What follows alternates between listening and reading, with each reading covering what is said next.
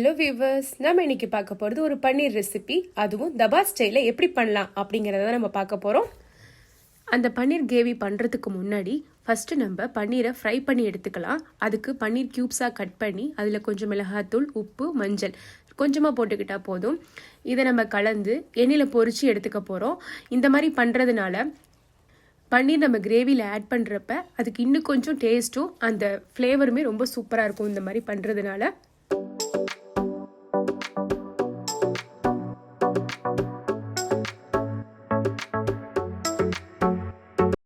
பன்னீரை ஃப்ரை பண்ணுறதுக்கு ஒரு பேனை ஹீட் பண்ணி அதில் 1 டேபிள் ஸ்பூன் போல் ஆயில் ஊற்றி நம்ம ஹீட் பண்ணிக்கலாம். ரொம்ப பன்னீரை போட்டு நம்ம சாட் பண்ணக்கூடாது. அப்படி பண்ணுறதுனால பன்னீர் க்யூப்ஸ் உடஞ்சிரும். எப்பயுமே நம்ம பன்னீர் ரெசிபி பண்ணுறப்ப ரொம்ப பன்னீரை ஃப்ரை பண்ணக்கூடாது. ஏன்னா பன்னீர் ரப்பர் மாதிரி ஆகிறதுக்கான வாய்ப்பு இருக்குது. அதனால் லைட்டாக நம்ம வறுத்து எடுத்துக்கிட்டாலே போதும். ஜஸ்ட்டு ஃப்ளேவருக்காக தான் நம்ம இதை பண்ணுறோம். அதனால் 2 பக்கமும் லைட்டாக ஃப்ரை ஆனாலே போதும். நம்ம கிரேவியில் அது போடுறப்ப கரெக்டாக இருக்கும்.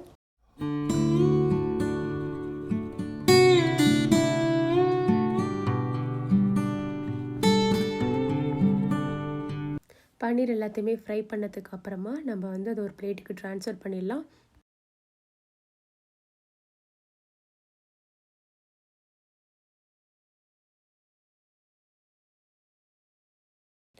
நம்ம ஒரு பேனை ஹீட் பண்ணி அதில் கடல மாவு 2 டேபிள் ஸ்பூன் போல் மீடியமான ஹீட்டில் நம்ம அதை வறுத்து எடுத்துக்கலாம். இதுமாரி வறுத்து நம்ம ஆட் பண்ணுறதுனால ஒரு நல்ல ஃப்ளேவரும் அதோட நம்ம கிரேவிக்கு நல்ல ஒரு திக்னஸ் அண்ட் டேஸ்ட் இது எல்லாத்தையுமே கொடுக்கும். அதனால ரொம்ப ஹை ஃப்ளேமில் வச்சு வறுத்துடாமல் ரொம்ப மீடியமான ஃப்ளேமில் வச்சு நம்ம வறுத்தோம் அப்படின்னா அந்த கடலமாவும் தீஞ்சிடாது. தீயாமல் கரெக்டான ஸ்டேஜில் அந்த ஸ்மெல், அந்த ஆரோமேட்டிக், அந்த வறுக்கும் போது அந்த கடலமாவோட ஸ்மெல் வரும் இல்லையா, அப்போ அந்த ஸ்டேஜில் அடுப்பை ஆஃப் பண்ணிவிட்டு நம்ம இதை ஒரு பிளேட்டுக்கு மாற்றிக்கலாம்.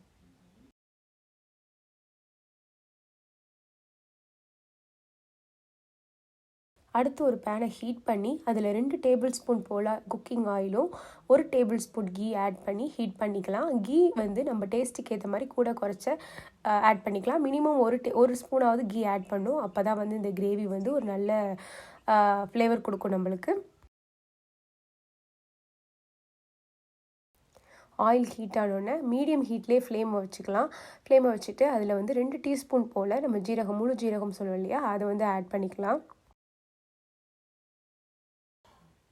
அடுத்து பிரியாணி இலை 1 ஆட் பண்ணிக்கலாம். ஒரே ஒரு ஸ்டார் அனீஸ் ஆட் பண்ணிக்கலாம். 3 அல்லது 2 கிராம்பு ஆட் பண்ணிக்கலாம். அப்புறம் சின்ன துண்டு பட்டை ஆட் பண்ணிக்கலாம். இந்த அளவில் தாளிப்பு மசாலாஸ் ஆட் பண்ணாதான் ஃப்ளேவர் நல்லாயிருக்கும். ஸோ இதெல்லாம் மீடியம் ஃப்ளேமில் வதக்கிக்கலாம். ஒரு பெரிய வெங்காயத்தை நல்லா பொடியாக அரிஞ்சு நான் சேர்த்துருக்கேன். உங்ககிட்ட ரொம்ப மீடியம் சைஸான வெங்காயம் தான் இருக்குது அப்படின்னா நீங்கள் 2 வெங்காயம் போல் பொடியாக அரிஞ்சு சேர்த்துக்கலாம். அடுத்து வெங்காயம் வதங்கினதுக்கு அப்புறமா 2 ஏலக்காவை லைட்டாக கையாலே நசுக்கி நீங்கள் ஆட் பண்ணிக்கலாம். ஏலக்காய் சேர்த்த உடனே மீடியம் ஃப்ளேமில் வச்சு வெங்காயம் கண்ணாடி பதம் வர அளவுக்கு நம்ம வதக்கிக்கலாம்.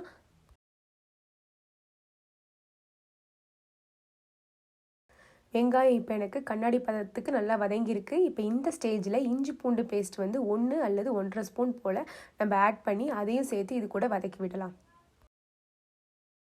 இஞ்சி பூண்டு வதங்கின உடனே அடுத்தது நம்ம 3 காஞ்ச மிளகா போல் ஆட் பண்ணிக்கலாம். இது காரம் கொடுக்காது, ஆனால் நம்மளுக்கு கிரேவிக்கு ஒரு நல்ல ஃப்ளேவரை கொடுக்கும். இப்போ வெங்காயம் நல்லா வதங்கி எல்லாமே வதங்கி கரெக்டாக இருக்குது. இந்த ஸ்டேஜில் நம்ம மசாலாலாம் ஆட் பண்ணிக்கலாம். ஃபஸ்ட்டு நம்ம வறுத்து வச்சுருக்க கடல மாவு பவுடர் இருக்கு இல்லையா, அதை சேர்த்துக்கலாம். கடல மாவு சேர்க்குறப்ப நம்ம ஃப்ளேம் ரொம்ப மீடியமான ஃப்ளேமில் வச்சு தான் நம்ம பண்ணணும். ஏன்னா இல்லைன்னா டக்குன்னு அது அடி பிடிச்சிரும். அதுக்காக மீடியமான ஃப்ளேமில் வச்சு கடல மாவு ஆட் பண்ணிக்கலாம். கடல மாவு கலந்ததுக்கப்புறமா நான் ஒரு டேபிள் ஸ்பூன் போல் மல்லி மிளகாத்தூள் ஆட் பண்ணியிருக்கேன். நீங்கள் மல்லித்தூள் மிளகாத்தூள் தனித்தனியாக வச்சுருந்தீங்க அப்படின்னா 2மே ஈக்குவலான குவான்டிட்டியில் 1 ஸ்பூன் மல்லித்தூள் அப்படின்னா 1 ஸ்பூன் மிளகாத்தூள் அது போல் சேர்த்து நீங்கள் அதையும் வறுத்து ரொம்ப மீடியமான ஹீட்டில் அதில் இருக்க அந்த எண்ணெயிலேயே நம்ம அதை வேக விடலாம். நான் எக்ஸ்ட்ராவாக 1 ஸ்பூன் போல் காஷ்மீரி சில்லி ஆட் பண்ணியிருக்கேன். இது ஆப்ஷனல் தான். ஏன்னா காஷ்மீரி சில்லி எப்பவுமே காரம் கொடுக்காது. பட் நல்லா கிரேவிக்கு ஒரு நல்ல கலர் கொடுக்கும். அதே சமயத்தில் டேஸ்ட்டுமே நல்லாயிருக்கும். உங்ககிட்ட காஷ்மீரி சில்லி இல்லைன்னா நீங்கள் இதை ஸ்கிப் பண்ணிக்கலாம். ஜஸ்ட் நீங்கள் ப்ளைன் சில்லி பவுடர் கூட காரத்துக்கு ஏற்ற மாதிரி ஆட் பண்ணிக்கலாம்.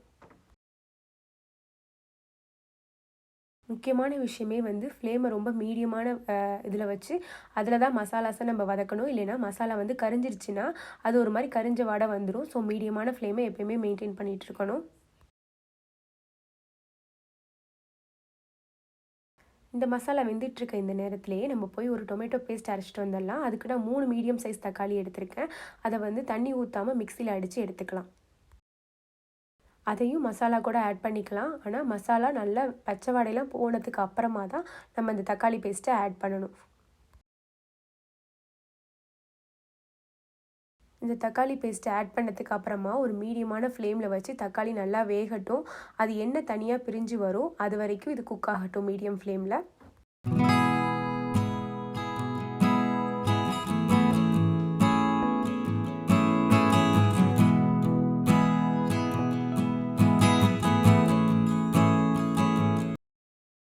இப்போ பாருங்கள், நம்மளுக்கு நல்லா நம்ம ஊற்றுன அந்த எண்ணெயெலாம் லைட்டாக வெளியே பிரிஞ்சு வந்திருக்கு.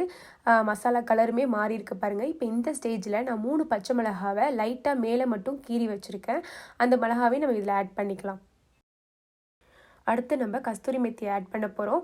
கஸ்தூரி மெத்தி வந்து லைட்டாக கையால் க்ரஷ் பண்ணிவிட்டு அதை நம்ம அது கூட ஆட் பண்ணிக்கணும். கஸ்தூரி மெத்தி தான் மெயினான இன்க்ரீடியன்ட். இதுக்கு ஒரு ஃப்ளேவரும் ஒரு நல்ல டேஸ்ட்டும் கொடுக்கக்கூட மெயின் இன்க்ரீடியன்ட் வந்து கஸ்தூரி மெத்தி தான்.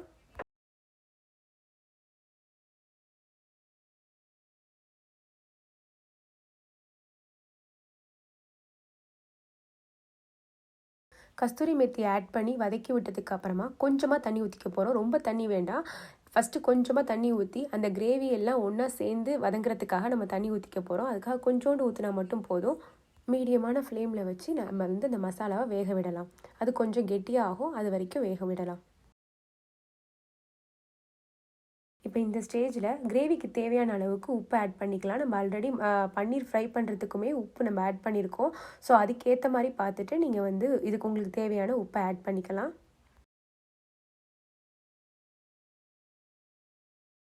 டென் மினிட்ஸ் நல்லா மசாலா வெந்துச்சு. வெந்ததுக்கப்புறமா பாருங்கள், இப்போ எண்ணெயெலாம் லைட்டாக பிரிஞ்சு வந்து அந்த மசாலாவுமே கிரேவி நல்லா கெட்டியாக இருக்குது. இப்போ இந்த ஸ்டேஜில் நம்ம வந்து வறுத்து வச்சுருக்க பன்னீர் க்யூப்ஸ் இருக்குது இல்லையா, அதையுமே ஆட் பண்ணிக்கலாம். பன்னீர் க்யூப்ஸ் ஆட் பண்ணதுக்கு அப்புறமா நம்ம வந்து ரொம்ப பொறுமையாக தான் கிளறி விடணும். ஏன்னா பன்னீர் உடஞ்சிராமல் நம்மளுக்கு வந்து முழு பீஸாக வரணும். அதனால் மெதுவாக தான் பொறுமையாக கிளறி விடணும். ரொம்ப இடையில போட்டு நம்ம வந்து அதை கலக்கிட்டே இருக்கக்கூடாது.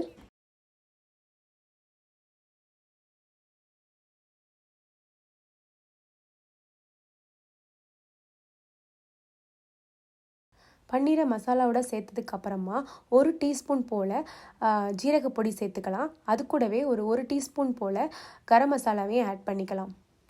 எல்லாத்தையும் சேர்த்து கலந்து விட்டுக்கலாம். கரம் மசாலா ஜீரகப்பொடி ரெண்டும் ஆட் பண்ணதுக்கு அப்புறமா இப்போ இந்த ஸ்டேஜில் கிரேவிக்கு நம்ம எவ்வளோ தண்ணி வேணுமோ அந்தளவுக்கு, அதாவது கிரேவி உங்களுக்கு கொஞ்சம் தண்ணியாக வேணுமா இல்லை திக்காக வேணுமா, அதுக்கேற்ற மாதிரி நம்ம இந்த ஸ்டேஜில் கிரேவிக்கான தண்ணியை ஆட் பண்ணி கலந்து நம்ம வந்து ஒரு 5 நிமிஷம் இல்லைன்னா ஒரு 10 நிமிஷம் போல் மீடியம் ஃப்ளேமில் வச்சு அதை கொதிக்க விடலாம்.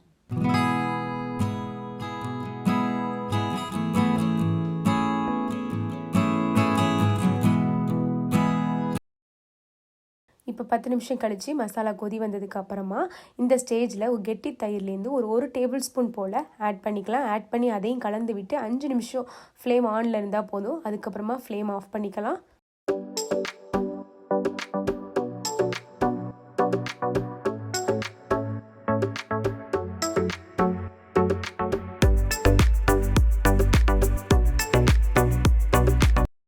5 மினிட்ஸ் ஆச்சு. இப்போ நம்மளோட பன்னீர் கடாய் மசாலாவும் ரெடி ஆகிடுச்சு. ஒரு தபா ஸ்டைலில் சூப்பரான பன்னீர் கடாய் மசாலா ரெடி ஆகிடுச்சு. அது அடுப்பு ஆஃப் பண்ணதுக்கு அப்புறமா நம்ம பொடியாக நறுக்கி வச்சுருக்க கொத்தமல்லி தலையும் அது மேலே தூவி இப்போ நம்ம அழகாக சர்வ் பண்ணலாம். இந்த வீடியோ உங்களுக்கு பிடிச்சிருக்குன்னு நினைக்கிறேன். பிடிச்சிருந்தா லைக் பண்ணுங்கள், ஷேர் பண்ணுங்கள், மறக்காமல் நம்ம சேனலை சப்ஸ்கிரைப் பண்ணுங்கள்.